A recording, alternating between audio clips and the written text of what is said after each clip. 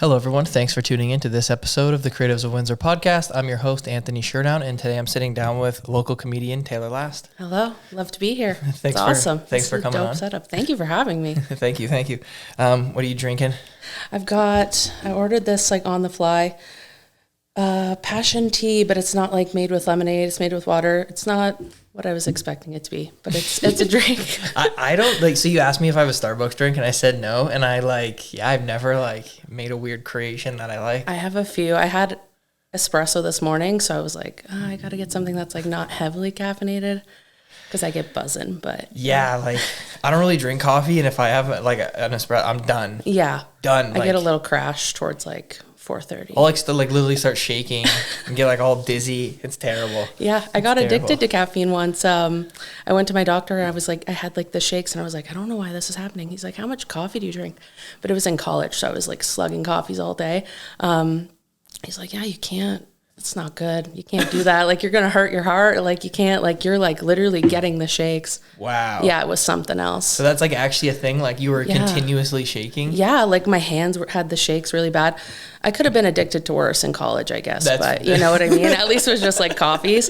But yeah. How many coffees a day were you drinking? I was drinking and I'm an iced coffee person, so I was drinking we had a Tim's in our campus. Probably 4 large black iced coffees a day. Wow. And then when they got those boosted up the extra espresso ones, I was let's up it. But yeah, it was pretty bad. I worked at Tim Hortons for a year and I never started drinking it. I don't drink coffee. I've never. Oh wow. Yeah. I don't know. Yeah. I just saw everybody always having to drink it. And then I was I don't want to have to do that. Yeah. And then I just never did it. And it makes me not feel good because I don't do it. You're better off, honestly. I think so. I've thought about it. I'm man, sometimes I'm tired. Yeah. I wonder how I could not be tired. And I was everybody drinks coffee. Yeah, coffee. But I think I'm not going to do it. I don't blame you. Don't start. It's like cigarettes. Once you get into it, it's hard to stop. Yeah, for sure. Yeah. Do you smoke cigarettes? No. I feel nobody smokes cigarettes anymore. No. Maybe when I was I think I've had in my whole life 2 cigarettes and those angsty just out 2? with my friends, fuck my parents when you're 18, you know? Yeah, but I don't actively. Cigarettes kind of, yeah. Yeah, I haven't had a cigarette in years. Yeah? Did you used to actively? No? No, okay. I've maybe had 20 cigarettes in my life. Okay. Yeah. Yeah, not a bad number. Over the course of teenage years. Yeah. Just, here or there. But I probably haven't had one in since I was maybe 22 or 23. Okay. Yeah. It's so gross. Mine's been an embarrassingly short period of time away. It's been recent. It's been recent. I was just you know what? It's a good night. It's a good night out. Yeah. It does. But see, when you're out, it's whatever. But if you ever have one and when you're not kind of out, it really makes you not feel good if you're not used to smoking. Oh, for sure. And it's the taste gets you a little extra when you're sober and it's no bueno. Yeah. I did chewing tobacco one time. Oh my God. Don't do it. No. I almost died. Seriously, it was the worst thing. It was smoking 50 cigarettes at once. Oh my God. I don't know why we're talking about this. What a great start. Don't smoke cigarettes, everyone. That's the PSA. Don't smoke cigarettes and don't drink coffee. There we go. Okay, so let's get into what you do and stuff. When did you start doing comedy? I started comedy. I kind of I fluctuate between what is my actual start date of comedy because technically I started August 2022. Okay. I did one set that was really I had to do that set to be reflective, I think, going forward because it was very I wasn't out yet. It was very straight girl, safe, type of humor. So August 2022, I did my first set, but my first authentic set that I actually wanted to do was November 2022. So that's what I consider my start date because I consider the first one just kind of it wasn't me. It was a different form of me. So I say my start date is November 2022. Do you think getting into comedy and do you think that helped you find yourself and made it for you? Yeah, oh for sure. Just you feel more yourself and you're putting out really your jokes could honestly really flop. You never really know, but you're putting yourself out there, so you kind of have no choice but to be comfy with yourself and like, you know, because if not, you take it a little personal. I try not to, but. So I know, so we'll talk about the doc that's coming out on you soon in a few, but we already know what it's about and stuff, so I'm just gonna like jump into some questions, but we'll talk about it in a few. So you said November was when, like November 2022 is like when you really count. So when did you come out? Like late August, early September, 2022. Okay, so so you like did a set and then you came out and then you did another set. Yeah, because I was like, this is not me. This is not, like I had some in my notes app in my phone. I was like, I'm sitting on some comedy gold right here, just some baby gay comedy gold, and I need to like get the ball rolling to like be able to put that content out. For sure. I feel like, because I just watched this a week ago. Yeah. I know more than like the viewer. Yeah. So what did you call your coming out thing in the? My coming out tour. Yes. Yes. Yep. My coming out tour. And it was honestly like, it really was a coming out tour. Like it was like a random Thursday. I was like, okay, we're doing this. Like I have to hit like grandma, my aunt, my mom, like just made a little list and told everyone, people that I couldn't visit that day, shot them a message. And I was like, this is what's up. Because at the time I was like dating women and I was like, I need to, like, I can't do this. And like, I want my comedy to reflect that. I want my life to reflect that. And it's, I did my coming out tour.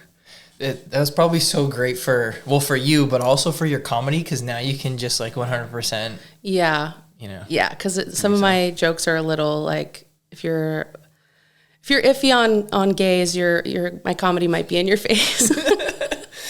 Yeah, because I saw you at Chapter 2 in November, which would have been like a year later. Yeah.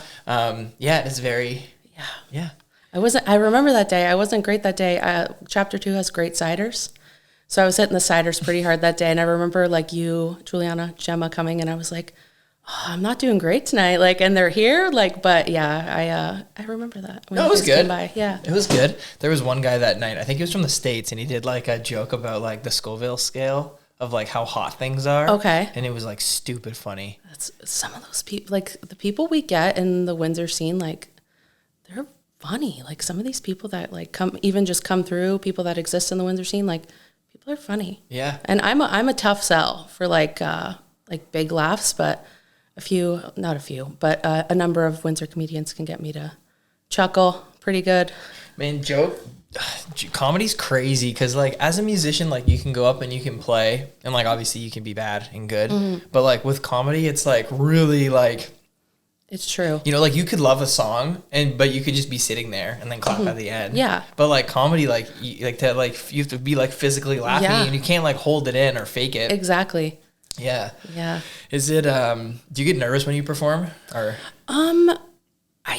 I was in like choir and stuff in like high school, and like then I wouldn't, but I think it's because it's like a big collective group of people. So sometimes in comedy, like I do try to carry that over and be like, okay, like don't be too nervous. Like I know it's just like me solo mission up there now, but I try not to let it bother me. Some performances I do get nervous, and I feel like it's like when I'm like, oh, I don't know if like this crowd like is going to mesh with like my humor, and that does make you nervous, but I try really hard to not let the nerves like shake a whole performance. Like kind of let it fuel you. Yeah, for sure. Yeah. Like when you said that certain crowds wouldn't feel your humor, like I would think that you would do like better at somewhere like Craft Heads in Chapter 2 than Bull and Barrel, but you won a contest there. I did. Yeah. Some people would say it's because I had a large group of people there, but I would say I was on that day. That's just I'm a little biased, but no, that's if you got people to laugh, like they're still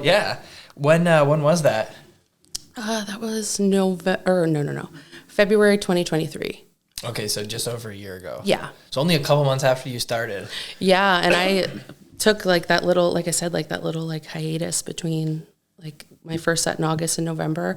So it was like a short time after. It was only my fourth time doing stand-up at that point. Really? Yeah. I wanted to ask about like jokes. So you obviously write them, right? But then you have to deliver them probably in a little bit of a different way every time. Do you So like say like when I saw you in November and you did whatever 10 jokes, is that like how many jokes do you usually do? My jokes are, it's hard for me to write like boom, boom, boom, like quick. So my jokes are a bit more like stories or like I'd consider, together. Yeah. Okay. And like I kind of have them mesh. But yeah, like it just depends. Usually mine in like a tight like 7 would be like 3 jokes. Okay. Yeah, for like my type of like my setup of a joke. Yeah. So will you do like, are you still doing like the exact same set you were doing when I saw you in November, or is it like? No, I try to switch it out. Like not like it's hard to crank out something new, like if you're doing it weekly or like whatever, but within like, if I'm doing 1 or 2 shows a month, it's definitely different. Yeah. And it really does depend on like if there's like a theme of the show or like something like that, like I definitely try to like fit it towards that, not just whatever I try to make it different every time, where you're not getting like, oh, I saw this girl like 2 weeks ago, you know, like I know this joke, like even if the delivery is like a bit different, or like I do try to like tweak things here and there. Yep. Just to like see what does, like you got to pay attention a little bit to like what gets laughed, what doesn't, and then you can like adjust that like line and stuff. Yeah, like I've seen with I've heard of like big comedians doing like, when they find something that nails, like then they do it for a while. Like I've been to a show at the Comedy Store in Hollywood. Okay. And do you know about that place? No. That's where like it's like one of the most famous like smaller venues for comedy. Okay. And a lot of famous people will go there. I think it only holds like 100 people. Oh wow. But like on any given night, like Chris Rock could be there or Kevin Hart could be there, and they go perform for just that small amount of people. But I think they like try out their jokes. Gotcha. Get like a feel for it. Yeah. Quick sets. Yeah. Like 15-minute sets, and then they take them on the road. Yeah. But when I was there, do you know Bobby Lee? Yes. Yeah. So he performed the night I was there. Okay. And everybody else I had never heard of, but like they were kind of famous, like they lived in Hollywood and they were comedians. So, but he went like 3rd.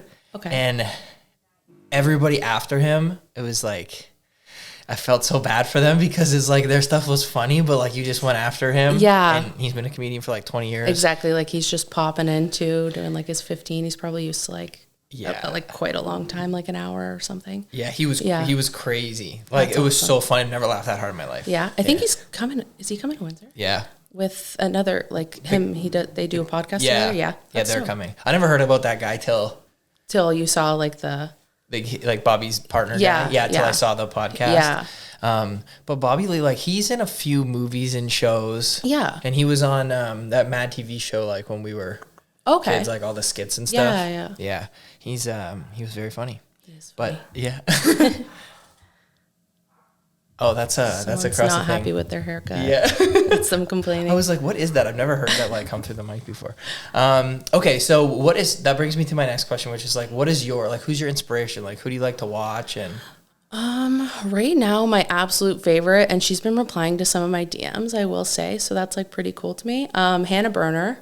I think she's like so quick, like she does like street interviews. She does like interviews for like red carpets and things now, and she just started like with stand-up, and like I think she was on like a Bravo TV show too, but yeah, she's dope. She's definitely one of my like inspirations right now, like just like her humor's pretty like in your face. I've been wanting to see her on tour. She actually just recorded a Netflix special. Oh cool. Yeah, so she's been a big one right now.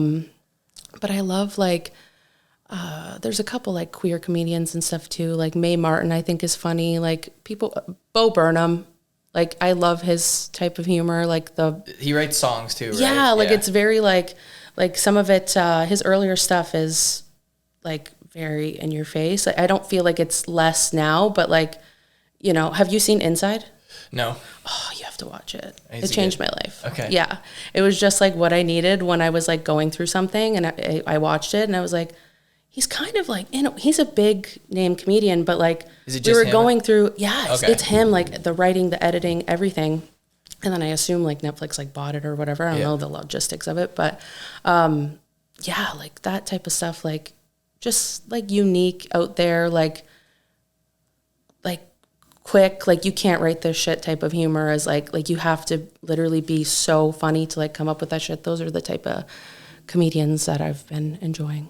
That's cool. Yeah. It's so hard to like, I like to make my friends laugh and make jokes with my friends, but I always find like the biggest thing that gets people to laugh, like especially my friends, like when we're out, is when I do things that are anything that's relatable. Yeah. Like past stories, inside jokes, like if I can be like snappy with something, but like that only makes the people that I'm with laugh. Yeah. Like how do you make people laugh that you don't even know who they are until you get up there? Like that's crazy. You're asking the hard-hitting questions. I appreciate this interview. I do. I love this. Can you ask me that one more time? Yeah, I said, like, how do you get people that you don't know to laugh? Like, it's tough, and sometimes I get not nervous with performances, but I get a little like, oh, I would love to do some like crowd work in my head, and I'll like pick things about people. I really go after bald men, and it's subconscious. My dad's bald. I just like don't trust bald men. Like their hair doesn't even want to grow out of their head. Like obviously there's something. I'm going on a tangent about my beef with bald men, but okay. sometimes it's hard, and like I feel like you really have to try to like win people over, and just like I don't, how do I say this?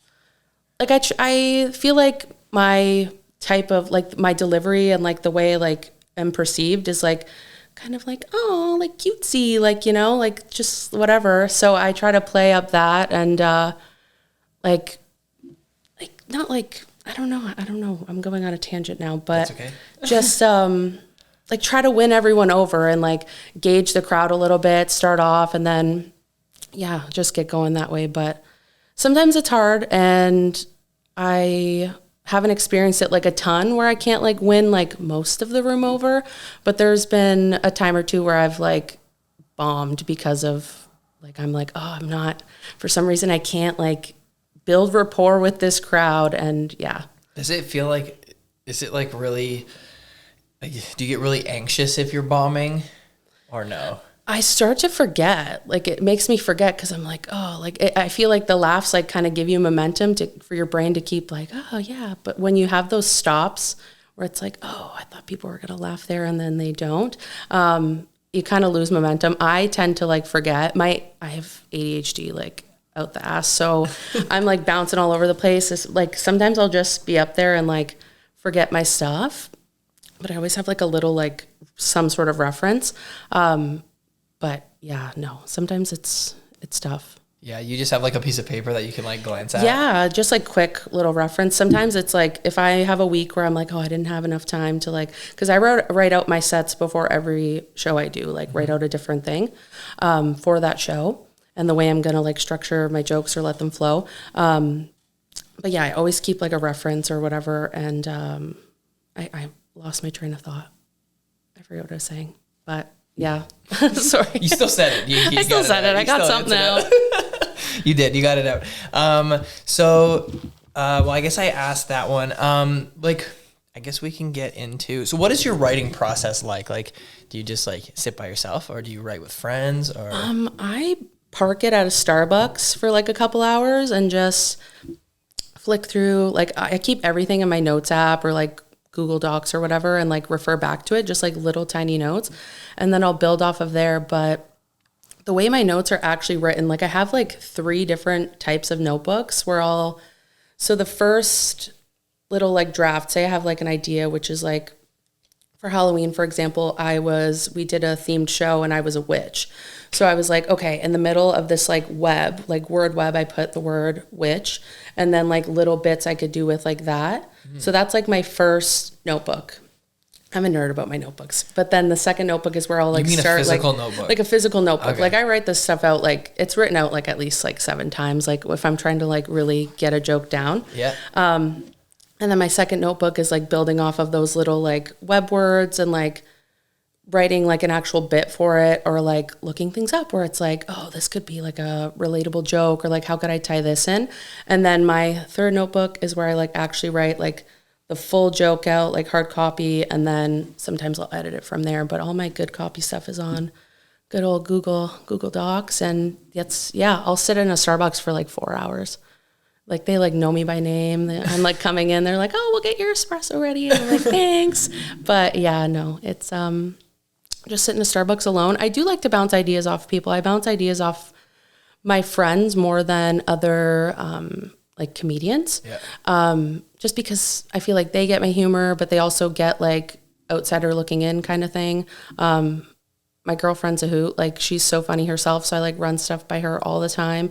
And yeah, just like my friends, my family too. Like my 6-year-old nephew like gets my humor now. So like he's even one to be like, oh, maybe that's not super funny. Like, you know, like everyone gets my humor. So I mostly my family and my friends. I bounce it off. It must be so hard to know like what's gonna work and what's not. It is. It's really vulnerable. Like you're putting out like, you have to really like stand behind your joke and like be like confident with it, because if, I don't know, there are people that do like, there's times where I've bombed with a joke, but I'm still like, no, like that's like one of my favorite jokes. Like I'm going to keep doing it or tweaking it until I like get it right. But yeah. Yeah, no, that's very cool. Where are some places, have you performed outside of Windsor?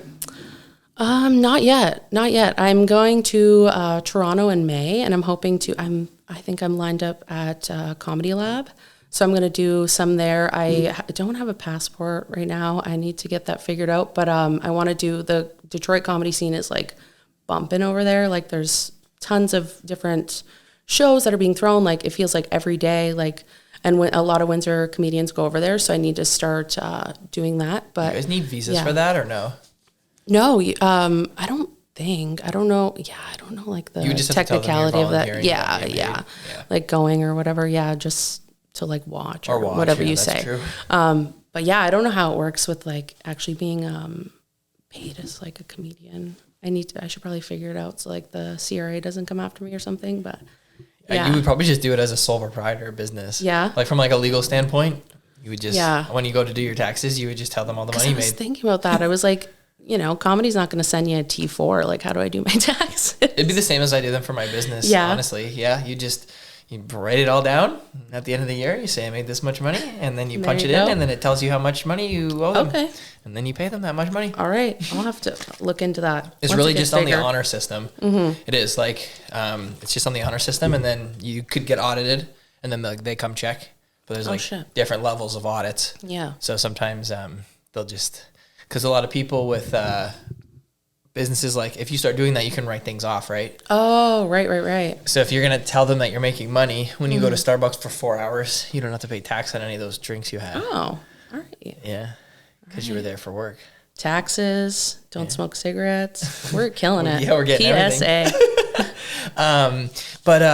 So where are places you've performed in Windsor? Obviously Craft Heads Chapter 2. We did a show at Meteor, which I love Meteor. I think it's a really cool venue, and they like it's a really intimate venue, but they like pack people in and somehow it works. Like I feel like it's like set up like a hallway because it's like a long thing and then like a stage at the end. Have you been there? Oh yeah. Yeah. Like it's I really enjoyed performing there, and like the way they made it look really cool for like pictures and stuff too. So Meteor, Corda, I did a big show at Corda Zone. Mm-hmm. But I think from my recollection, I think those are the only 4 places. So Bull 2. Oh, and Bull 2. So 5. Yeah. But you've done Meteor one time? Meteor one time. But Craft Heads in Chapter 2, like you've done a lot more. In Chapter 2 more than anything, right? That's kind of like the main spot. Yeah. Are you still currently performing there like once a week? Yeah, not once a week. Like it's a lot on me. Like once a week is like so much, and like just trying to balance like work and stuff. I have to figure it out. I have to get a better work-life balance going. But no, every week. Some people do every week. I can't do every week, but I try to do like every other, depending on like, you know, where you can get booked and stuff. Yeah. Where it has time. You said your sets there are 7 minutes. Is that what you said? It depends on how many comedians they have on like a specific night. But yeah, at Chapter 2, they're like the more recent ones I've been doing have been like 7 minutes. That's cool. Yeah. Very interesting. Yeah. I used to go to comedy shows like way back in the day when they used to be at like the Windsor Comedy thing was at Rockhead. Okay. Did they still do comedy in the basement there? I don't know. I've never been to Rockhead. Yeah, that was like the main spot before I know that. Oh, okay. Because they did stuff all the time. But since then, I don't know. I go to like a lot of music shows and stuff. But yeah, I got to start going to more comedy stuff because when we came in November, that was really fun. Yeah, there's so many good local events too. Like even just like I'm should be pumping up comedy, but just like there's so much good stuff happening. Actually, I've performed at 6 places because I've performed at Windsor Eats too. Oh, cool. We did a show there, and that was cool. And they always have the best stuff going on. Like if anyone's like, oh, what do I do in Windsor? I'm like, go look on Windsor Eats like page. Like they have stuff going on all the time and like really unique little events and stuff. But yeah, there's some great stuff in Windsor. Yeah, so the third guest I had on this was Roxana Rangel from Traveling Backpack. Yeah. You know her? Yes. Every week she posts everything that's going on. Yeah, I follow her and stuff, yeah. She's a gem. Yeah, she seems really cool. I know my one partner that I do like comedy with, Tim, he knows her, and he was like, we won trivia together, and I was like, that's so wholesome, and she just seems really great. Yeah. Actually, that's funny because I ran into her and hung out with her a little bit at Windsor Eats. Oh, yeah? The last time I was there. That's awesome. Yeah, she's really cool. I had her come and speak to the class I teach at St. Clair, actually. Oh, okay. Yeah, she's the best. That's awesome. Windsor Eats, though. Yeah, so the last guest I had on was Dan, Denial. Yeah. And he did like his big, giant live painting there. He does cool stuff. I remember when I was like, he's been doing it a long time. Like, so I was like 16 and I remember I walked through downtown Windsor, like by myself for like the first time. I was like, I'm not with anyone. And I'm like seeing like all the cool art, walking through like, like all the graffiti and stuff.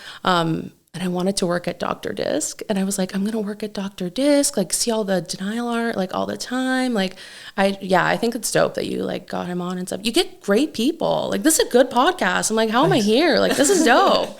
No, yeah, I just like, and I like to like switch it up and like have a bunch of different people. Yeah. It sucks. Like there's so many, it doesn't suck. I guess it's a good thing, but there's so many people that like I want to have on. Yeah. But like, I just do it for fun. Yeah, no, it's sick. And like, I can only have so many people. Like, so it'll be, today is March 30th. Okay. So I think the first one came out at the end of April last year. So it's been 11 months. Oh, awesome. And you're number 18. I love it. So let's say we're doing 20 a year. Yeah. That's every 3 weeks. Yeah, so you'd have to, and if you like have like a lot of people on your mind, like, Yeah, I got like at least 100 people on my mind. Yeah. It's going to take 5 years to do everybody. 5 years. There's going to be like more people coming in, like, you want it. Yeah, that's awesome. And you seem like you're great at like networking and stuff. Thanks. And it's easy. Everybody always says yes. I've only had like a couple people say no. Yeah. So like, I have like a list and then a lot of things I have like planned out, but then sometimes like certain things come up. Like people will ask me to come on and I'll be like, yeah, I'll add you to the list. Yeah. I don't like to put people that are like too similar next to each other. Yeah. Like you're pretty different than Denial. Yeah. So like it's good to, yeah, kind of switch everybody up. Yeah. I don't know. It's but it's been super fun. It seems it. I was watching a couple episodes. I watched a bit of last week's, and then I watched some of Dan's episode, and I was like, just to like gauge what's going on, and I was like, oh, this is legit. Thanks. Legit. Dan's was fun. McDonald's. Yeah. Yeah. His was, I guess, 2 Dans. 2 Dans, I know. But Dan McDonald's, his was super fun. Because, like, I've known Dan for, like, 10 years and we're friends. And that was, when you have, like, a friend on. Yeah. It's, It's like, you're, like, bouncing off each other. Like, just chilling. Yeah. But I feel like I can't have friends on that I'm, like, really close with. I don't know what we talk about. Yeah. So, like, I want to have Gemma on. Yes. Which we'll talk about the doc now because we brought Gemma up. But I want to have Gemma on. Yeah. But I might be too close with her. Yeah, but she has so much. I know, I'm going to have her on still. She's, like, even if, like, I get what you mean. You got to, like, space it out. But she's, like, I know enough about her where it's going to be like, what am I going to ask you? Yeah. I'm going to ask you 50 questions I already know the answer to. Exactly. It's weird to flow. Yeah. But I'm still going to have her on, obviously. No, that's a dope guest to have for sure. So Gemma Cunille, she made a documentary about you. She did. But it's not out yet. It's not out yet. Early April. It should be on CBC Gem. And can we talk about like what it's about? Can you? Yeah. Hell yeah. It's so the like little caption thing we went over that's going to be under the like the description that's going to be on CBC Gem is like basically a young queer woman using comedy to like heal from mental health struggles, just building like self-confidence, like things like that is the synopsis I would give, like the quick little one-liner about it. Yeah. Yeah. It's great. It's going to be really cool for people to see that, and especially be on CBC. Yeah. Did you guys get a grant for that? Or did I don't know like all the like technicalities that went into it. Gemma kind of like, it sounded like it was stressful. So Gemma kind of left me not out of it, but like would tell me things that were like important for me to know or whatever. But like the actual like big things that went into it, like, yeah, I had no idea. So you were just there. I was just there, and I didn't realize. Like it sounded like when the project started, like it was more broad, like it was less like focused in on me. And then over time, like sending in cuts and stuff, like I get like, this isn't me pumping my own tires, but like some of the CBC execs were like, no, like more Taylor. And then we got to a point where we ended up sitting down with my mom, and that was when I was like, oh, like this is like about me, like there's other people in it, but it's like I'm the focus, and that's wild. And now you are definitely 100% the focus. Yeah. And it's like I've been seeing Gemma do stuff since high school. ISOS, do you remember when she filmed that? Like the zombie. Yeah, Juliana was in it. Yeah, so she did that, and I wasn't able to play an extra as a zombie. It was just, a scheduling thing at the time, but in high school. And I just remember like watching her make that, and I was like, this is so cool. So for her to have me like be a focus on a project that's like, owned by like a network and stuff now, like that's crazy. Yeah, she's been like continuously having projects on the go, literally since she was like a kid. Born. Yeah. Never Always something. Not having like multiple things on the go. And also shout out to Kalamazoo, who made, really made it. Mm-hmm. I guess Gemma would be the producer, director. Yeah. I don't know all the titles. I just go with it. Producer, director. Yeah, something. She made it, and then Cal filmed it and edited it. And he would literally hold that camera until his arms hurt. Yeah. Like we did one day of filming where it was like we were basically together from the day of like the big quarter show that we did. We were together all day, and like I just remember him like his little not little arms, but like his arms shaking, and Jem was like, okay, we can take a break, and he like finally put the camera down, and I was like, it's been like hours of him holding the camera. He is committed to his craft. I adore Callum. He's great. Like that is definitely like they work so well together, which is good because they're getting married. I know. But like the way like all her ideas for it, and then like the way he edited it and put it together is just like it's beautiful. Like and they're just two really beautiful people, and like they're just happy together, and like that's why they make great art. Because they genuinely adore each other. We should we should put this in like their speeches at their wedding. Yes. I'm shooting their wedding actually. Oh, are you? That's awesome. It's gonna be super fun. Yeah. So okay. I wanted to ask you. I guess we can like switch things up a little bit, and maybe we'll come back. What are some of your hopes? Oh, you know what? No, we're gonna go to the big quarter show you threw. Okay. Because that kind of goes with the documentary. Yeah. So what did you do there? So I in the documentary I was like, oh, I have a pitch for a Corda show. So we approached Corda, and basically the idea of the show, like the title really sums it up, Comedy Queens and In-Betweens. We just wanted to throw this big showcase that had like focused on queer people, like people that were like allies, just like people in the community. So it was a big deal. Like, and it was the first show I had produced. Like, and it was me. Gemma helped a ton. Joey Wright, like he's so cool. He was in the documentary a lot too. He's the one who's like runs the theater, right? Yeah, he's awesome. And so it was Comedy Queens and In-Betweens. We did that. We had a lot of great people. We had Dan came to perform, Dan McDonald, and Mel Lucier, another local comedian, like bigger names of local comedians. Yeah, we had quite a few people. It was really cool. Like it was, we sold out. Like we had people coming to buy tickets at the door that we literally had to like turn away because they had heard about it through like different outlets and stuff. But it was really cool. And it was like a big part of like the story and the documentary. So you guys had a lot of stuff going on that night, right? Like you didn't just have comedians. You had some people doing improv. We had improv. The Cortisone Theater improv group. We had a couple queens. I don't know like the technical term for it's not male presenting people in drag. It's female presenting people in drag. I don't know I don't want to get canceled, But we had 2 performers, and then we had. What else? There was something other than improv. Dan did some like slam poetry, which was really cool and like unique, and it brought like a different element to it. But yeah, like it was great. I love when he reads. It's so good. It's so good. Yeah. And like he doesn't like miss a beat, and it's like something that's like very quick. Yeah, he's great. Yeah. He has a lot of I guess practice. Yeah. Oh, no doubt. Yeah.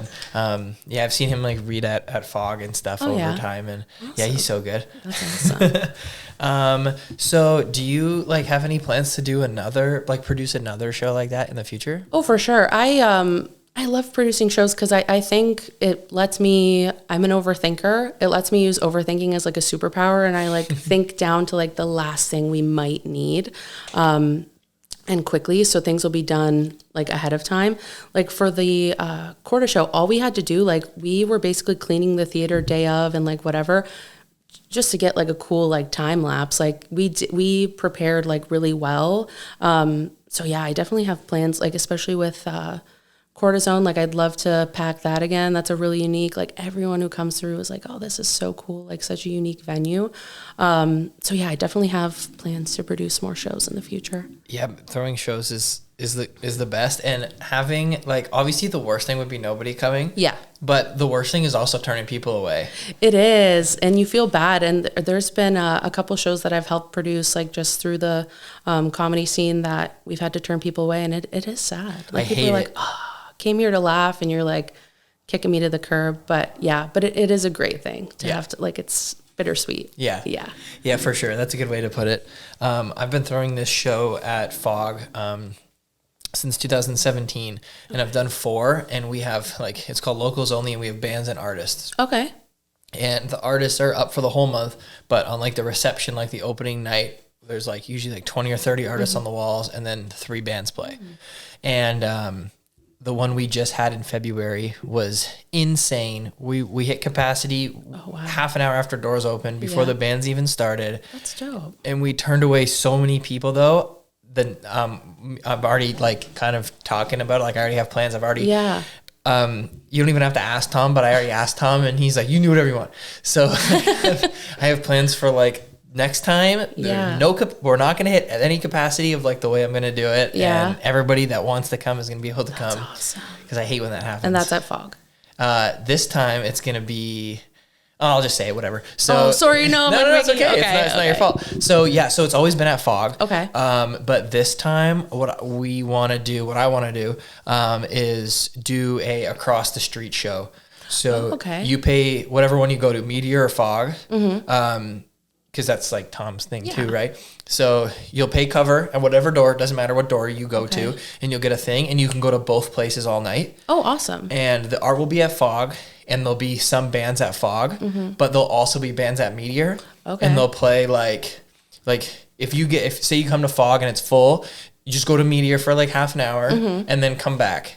Because everybody's gonna be like shifting back and forth. Like a little, like almost like a mini like festival thing. Yeah. That's dope. That's cool. And I'm going to talk to Tom about like how we should schedule the bands where like, or like we'll probably put like the softer bands in Fog, the louder bands in Meteor, and we'll just schedule it in a way where like, like if you can't see one because it's full, Meteor won't hit capacity. It's big there. Yeah. But like if Fog hits, just go across the street and come back in like 20 minutes. That's awesome. Yeah. Let me know when that's happening. I will for sure. Dope.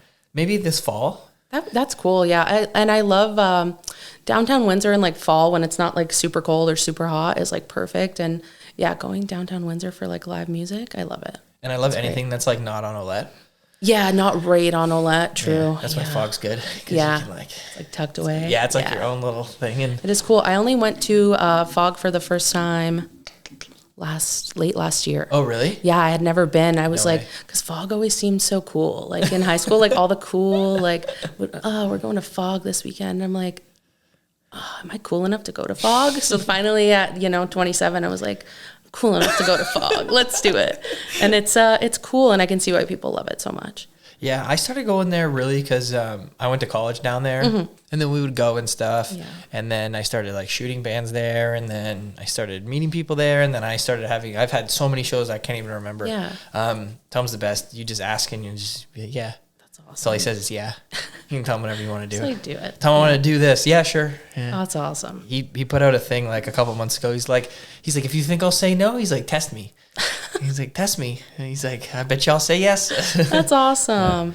But yeah, let's get to what was it like seeing yourself on TV in the doc? It was, parts of it were horrific. I was like, oh my God, like, because Cal did his best to get like good angles of stuff, obviously, but there's some where I'm like, oh boy.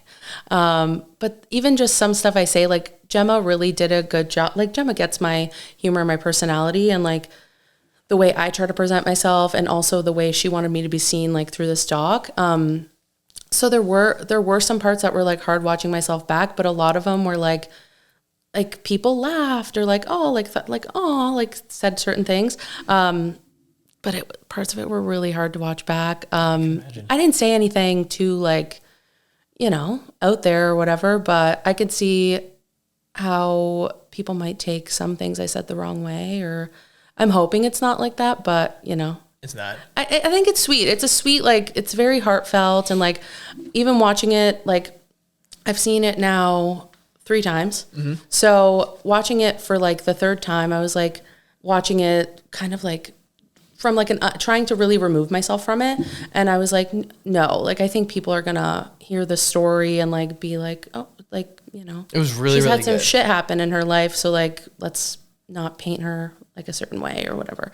Like I thought it was sweet. Yeah, it was. Yeah. Nobody's ever going to see it the way you see it. Yeah. So I am also like kind of critical about myself. So yeah, I could see that too. Everybody just saw the story. Yeah. And you can tell like when you watch in a room of all those people, like when they laugh or go, ah, like, Yeah. that's how they were exactly feeling. Yeah. But like, no, I couldn't do that. I never watch these. No. I edit them. Obviously. But I know what you mean. I don't listen to it. I listen to it in the sense of like when I'm editing this right now and I need to edit our audio, like I'll put on a random spot and just listen to it and pay attention to like the volumes. Yeah. But I'm not like listening back. I can't. No way. No. You just go for it. It's so awkward. It sounds like you do like minimal editing. Yeah. So what I'll do is like, say, for example, you stumbled over your words right now and you said, can we like redo that? I'd like put a note in, and then when I'm editing, I'll go through my notes. Usually there's like none. But like if we take a break to charge the camera battery, I'll cut those pieces out. Okay. And then I just take the whole like hour and a half file and I just edit the audio levels. Oh, okay. So I make sure like if I'm a lot louder than you, I need to make them the same. Oh, gotcha. But that's all I don't cut anything. This is like straight through. Oh, wow. Okay. Yeah. All right. I've been a little nervous. I've been more nervous for this than like not stuff for the doc. Stuff for the doc, I was nervous too. But I feel nervous right now. Still? I hope it's going okay. No, you're doing great. I keep like, I'm like, oh man. Like, I stumble over my words sometimes. And you sound better than you, like I've listened back when I've been interviewed on things. You always sound better than you thought you did. I'm glad. Thank you for the words of encouragement. For sure. No, you've been great. You're still nervous 45 minutes in? Is it 45 in? Mm-hmm. Holy shit. Yeah. No, I'm fine now that I know it's 45 minutes in. I'm over it. The first time I was ever interviewed for real, I was in college and I had my first art show. Okay. And Dan McDonald, he was on The River at the time. And he had his show, which he still has here and now on AIM 800. Okay. And he did like a 5 or 10 minute interview with me for AIM 800. Okay. So he brought me into like, he was like on The River live, like his 3 to 7 slot. Okay. And he like pre-set up a couple songs, and then like we're in that big like radio room, and he interviews me, and it was like to be played on Sunday. Yeah. And I left, and I was like, whatever I said, that doesn't make sense. No. I was like, there's no fucking way. And then I was listening to it back, and I was like, no. Hilarious. And then I was like, it wasn't that bad. Yeah. It made sense. We'll see how, You'll be fine. That's funny. But I still hate it. Yeah. Yeah. Sometimes it's tough. Especially in the doc, watching back vlogs, like they would have me send like little like clips of me like talking. Some of those I was like, ooh, should I redo this? Like I wouldn't watch it all the way through. Sometimes I would just like record it, send it right to Gemma, because I was like, I don't even want to, like I was saying, I was just like silly in them and like whatever, speaking my truth. So I would just like send them to Gemma and like as like a like she knows what to do kind of thing. Yeah. Yeah. So she made it it was a lot easier to not be critical of myself because I didn't see a lot of it until it was like an end product. Yeah. So. And it looks a lot different. Yeah. Yeah. Like cause like I do videography too for a living. Right now I'm making a commercial, and I have interviews with like 12 different people, and they all got asked like 10 questions, and they're always so nervous because like, even you, like, when the doc's being made of you, like, at least you're a performer. Like, these people are just, like, they're just people. Yeah. You know? And, like, they're not used to that, and they get so nervous. But, like, what they don't realize is, like, they got asked 10 questions, but I'm only using, like, 1 or 2 sentences. I'm not even using a full answer. Yeah. And then when they see it back, it's like, oh, yeah, it looks good. Yeah. It's like, yeah. And I won't show you the whole interview. But, yeah, everybody does fine. What can you do? Have you ever filmed any of your sets besides for the documentary? Yeah, a couple of them, and those I'll watch back, but that's like a one time, and if I'm gonna like post it somewhere. But I have recorded a few sets. Usually my girlfriend's around. Shout out to her, she's great. And she'll film every set that she's like at, so I can watch it back, or like if I want to post like a TikTok or something, like take like clips from that. But yeah, I try to record all of my sets, even if it's one where I'm like, that wasn't good, I don't want to watch it back, I do try to record them. Nice. Yeah. Just with an iPhone? Just like an iPhone. Sometimes like someone will, one of the other comedians will have like their like fancier cameras, and they'll like do it for everyone, which is so nice. But yeah, mostly iPhone. iPhone work. When they do it legit, do they get the audio like off the board, so it's like real audio, or is it just like I think it's just like from the camera. Yeah. But like when Gemma and Cal were filming your sets, did they film some sets for the doc? They did a couple. Yeah, quite a few of them in the doc were filmed. Like the one at the quarter show, the one that's like in the opening, like certain ones they did when they were like able to be down from Toronto and stuff, or like send someone out to film. Yeah, that's nice. Then you get like a legit filming. Yeah, and it's cool. It's really cool, and like the whole crew, like everyone Gemma and Cal had, working with us, like were so sweet and stuff. And it made it easier. Like, did it go out? No. Oh, maybe I'm just talking quiet. I think I think you just said that word so softly, that it didn't pick up. Yeah. That's hilarious. That was weird. But yeah, no, for sure. It's funny for the doc that, well, we already talked about this, but they had me film like one little thing. Yeah. Gemma told me, she's like, at some point, like one of these days, Anthony's going to come like shoot some of your house. I'm like, okay, like that's fine. I'll make sure, like the garbage is taken in and stuff. Like, yeah. But Gemma told me, it was like, one of these days he's coming. And I was like, okay. But then it's like the cool like drone shot and shit. Like, that's so cool. I wouldn't have known you were coming. You got a drone shot, you know? But when I was flying the drone, I was literally parked in front of your house. I just went and I just filmed. Jem was like, can you go film this house for me? And I was like, so okay. And it's fun because like I do a lot of real estate work, so I am shooting houses all the time, but I never pull up to a house, get out and start shooting it. I usually, like go inside first, meet people, shoot the whole inside, do it in the driveway and then leave. But I just like pulled up and I was just like, all right, let's film this do what I need to do. I was like, I hope you send me the right address. It's like one number off. Just a random house. Yeah. That's hilarious. When you do your TikToks, do you make a lot of TikToks? Like, do you have like a little? I like posting on social media. I think social media is like the way of the future. But I do, if I hear like a little like TikTok audio and I'm like falling down a hole of TikToks, I'll definitely stop and like save it and like go back to it later and like post stuff with my own like silly little caption or like some of my stand-up clips. But yeah, I don't post like every day or anything, but I post like an okay amount. Yeah, that's cool to post your stand-ups on there. Yeah. TikTok's a good way to like. It is. You can get a lot of traction off it if you actually like pay attention to like the algorithm on like certain platforms and stuff. You can really gain a lot of traction from doing like minimal, just paying attention to like the times you post and like things like that. For sure. Yeah. Especially with like stand up where you can just like post your content. The one thing I find is like a photographer, like I know how to gain traction on social media, but like I don't want to make my art for Instagram. Yeah. But as a stand up comedian, as long as you post and share it in their thing, you can still do whatever you want. Exactly. So that's really nice. Yeah. What are some cool things that have happened to you since you started doing comedy? Like, winning the competition was the first one. I thought that was so cool. And I was like a baby comedian then. So I was like, oh, this is awesome. Like, what else? Stuff for the doc. Like that's been so fun to film. It's taken up like a good chunk of my, like, not like excess time, but like time that I'm not like working or doing whatever, which I've enjoyed. That's not a complaint at all.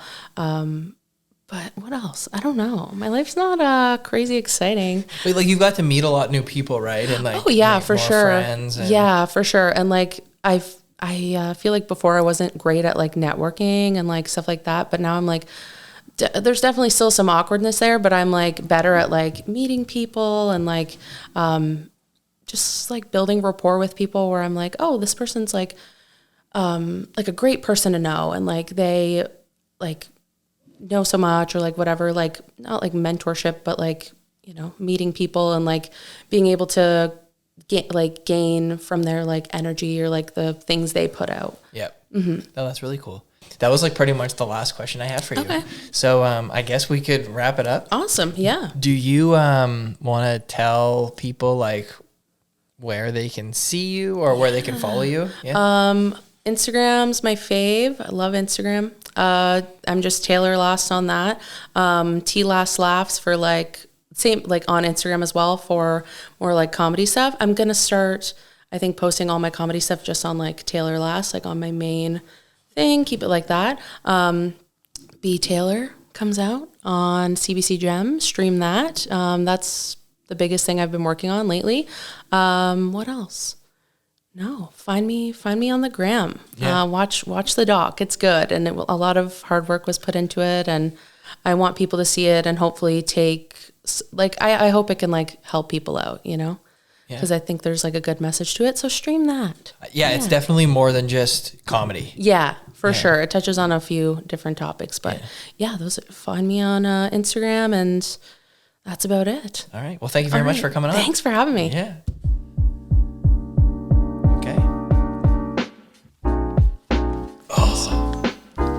Awesome. Yeah, thanks for coming on. It was fun. Thanks for having me. Yeah.